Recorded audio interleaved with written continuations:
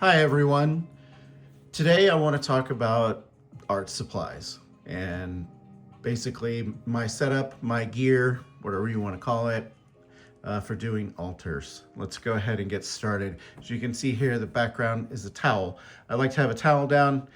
It picks up any potential messes. Tend to, if I spill water, it's right there. It's highly absorbent. Just get you a drop cloth, something to kind of contain the mess. You can even use a cutting mat. I gave up on that on a cutting mat years ago though because it's not an absorbent surface. Get yourself a old coffee mug. I just happened to make this mug back in college. It really wasn't deemed good enough to drink out of because it's got some misfirings in it, but this is just a good old cup that's been with me for years, and just get you a good rinse cup, something solid and heavy duty that'll stay on the table. Palettes. Let's talk palettes. These little half sphere palettes, you can find them in a circle, you can find them in this 2x3 pattern. About any hobby store will have them. You want something that's going to, as you mix your paint, that's going to pool and pull it together on a surface. When it sits in a pool, it tends to not dry out as much, give you a longer working time versus working or mixing on just a flat palette like this. This is just a piece of ceramic tile. I like to use both. As you can see here, like these long strokes here, whenever I go to load the paintbrush, I will tend to want to pull off the excess, and I will refine my point on this palette. So I use both. Any sort of paper towels will do. You just want something with very tight fibers. You don't want the fibers coming off and getting into your paintbrushes or on the card surface. Speaking of brushes, let's go ahead and get something out of the way pretty quickly. Tiny brushes like this. This is a 0 gauge. Tiny brush, tiny details. I almost never use this kind of brush. It takes way too long. I like to use a standard 2 round.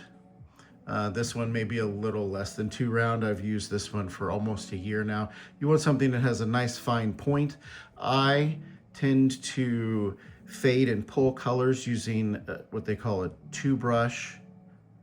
wet two brush blend method, where you have a paintbrush that's loaded with your color and then a clean brush, and you actually pull and stretch the paint while it's still wet to achieve your fades and softness of the shadows.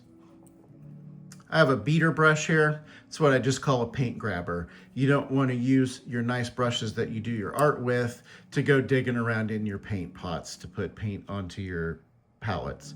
So I just use this standard fuzzy roughed up brush. It grabs everything. It does the job. Every brush still has a use. Paints, I use a variety of paints over the years. I come from a miniature painting background, so I tend to really like a lot of the paint lines that are produced for miniature painting. P3 is a great series. You're really wanting something with a high pigment density. I know that these paints may be a little more on the expensive side for the volume that you get, but honestly, if you're into just painting altars, you're gonna get hundreds of altars out of just one pot of paint. It's just gonna go, it goes much further than you think it is, and the quality is very good.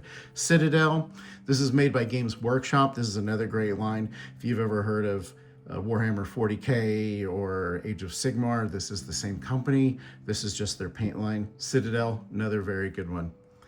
I like to reach into just the art world, like the painting world, like canvas painting. I really have lately been enjoying these acrylic inks. Again, they're very high pigment density, but they're very, very thin. So I use them in conjunction. I make all kinds of mixtures between these, but sometimes I also like to be able to stretch things a little further and get some translucency. So this is why I use this fluid medium. This is literally just acrylic paint with no pigment. So this is sort of like your sandbox of sky's the limit. You want to use a bunch of high pigments together to make a paint. You would combine these two together, and or other multiple colors to give you a paint consistency. You also can dilute this a little bit with water You will not hurt it, but it will help you achieve a thin paint consistency that you're looking for. Let's talk about the almighty toothpick. Toothpick is very handy for when you make mistakes.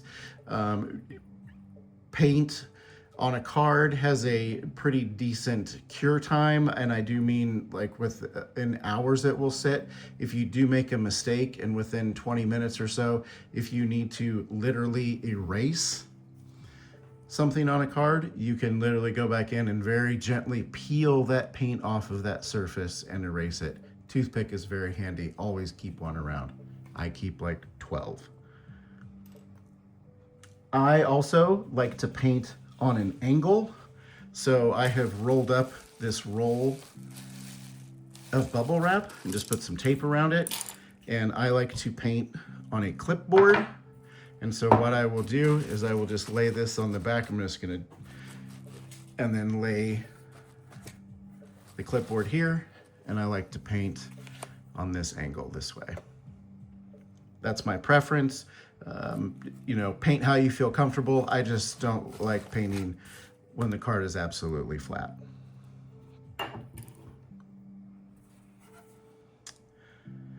Lighting, I just use a standard ring light like a lot of streamers do. Get you a specialty light, get you a multi-spectrum light that if you can have one that does both warm and cool color.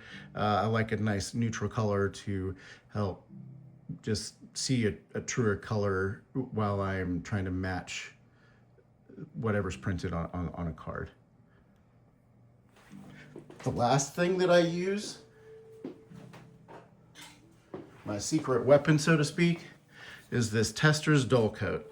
Testors Dull Coat is my primer. I do prime cards.